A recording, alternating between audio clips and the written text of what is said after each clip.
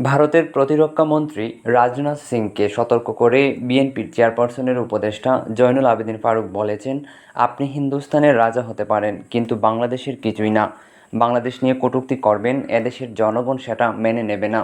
সোমবার জাতীয় প্রেসক্লাবের সামনে খুনি হাসিনার দোসররা এখনও রাষ্ট্রীয় গুরুত্বপূর্ণ পদে বহাল এবং দ্রব্যমূল্য বৃদ্ধির সিন্ডিকেট হোতাদের চিহ্নিত করে গ্রেফতারের দাবিতে এক অবস্থান কর্মসূচিতে তিনি এসব কথা বলেন। বাংলাদেশ জাতীয়তাবাদী মোটর চালক দল এ কর্মসূচির আয়োজন করে। বিরোধী দলের সাবেক এই চিফ হুইপ বলেন, হিন্দুস্তানের প্রতিরক্ষা মন্ত্রী, আপনি হিন্দুস্তানের রাজা হতে পারেন, কিন্তু বাংলাদেশের কিছুই না।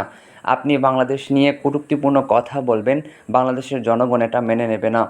পূর্বে কখনো মানেনি, এখনও মানবে না। আপনি বাংলাদেশকে বাজারে রূপান্তরিত করবেন, সেটা হবে না।